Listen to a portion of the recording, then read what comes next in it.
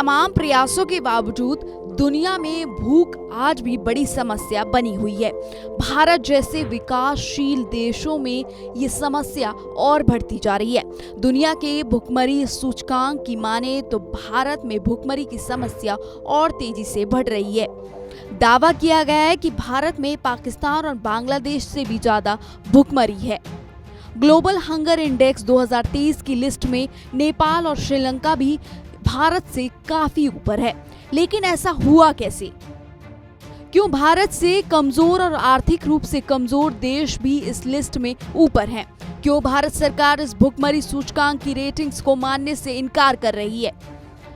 साल 2023 के global hunger index की लिस्ट जारी हुई है। इस लिस्ट में भारत को न सिर्फ 125 देशों में से 111वां स्थान मिला है, बल्कि 28.7 स्कोर के साथ भारत में भुखमरी की स्थिति को गंभीर बताया गया है। पिछले साल भारत इस सूचकांक में 107वें स्थान पर था। चलिए ग्राफिक्स के माध्यम से आपको बताते हैं कि भारत और पड़ोसी देशों की रेटिंग्स। अफगानिस्तान 114, भारत 111, पाकिस्तान 102, बांग्लादेश 81, नेपाल 59, श्रीलंका 60, चीन 4। इसके साथ ही नई बहस और नया विवाद की शुरुआत हो गई है। इंडेक्स के जारी होते ही इस बारे में चर्चाओं का दौर शुरू हो गया है। केंद्र सरकार ने इस रिपोर्ट को खारिज किया।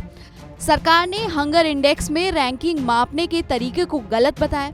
महिला और बाल विकास मंत्रालय ने कहा है कि इसको मापने के 4 में से 3 पैमाने बच्चों की हेल्थ से जुड़े हैं और ये पूरी आबादी की तस्वीर नहीं बताते हैं। तो चलिए आपको बताते हैं कि आखिरकार ये हंगर इंडेक्स है क्या और इसे कैसे मापा जाता है। क्या है ग्लोबल हंगर इंडेक्स? दुनिया भर में भूख को मापने का जरिया 4 पैमानों पर मापा जाता है हंगर इंडेक्स, जिसमें सबसे पहले कुपोषण, दूसरा उम्र के हिसाब से बच्चों की हाइट, उम्र के हिसाब से बच्चों का वजन, चौथा 5 साल के कम उम्र के बच्चों की मौत की संख्या शामिल है।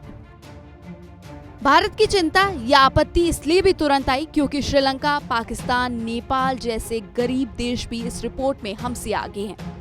सच्चाई जो भी हो, लेकिन इस सच से इनकार नहीं किया जा सकता है कि भारत की बड़ी आबादी, अमीर गरीब के बीच भी बढ़ती खाई, ग्रामीण इलाकों में शिक्षा का अभाव और बाल विवाह नतीजा कम उम्र में बच्चे आज भी चुनौती है। उम्मीद की जानी चाहिए कि महिला और बाल विकास मंत्रालय के दावे सही हो, लेकिन हंगर इंडेक्स को सिरे से खारिज भी नहीं किया जा सकता।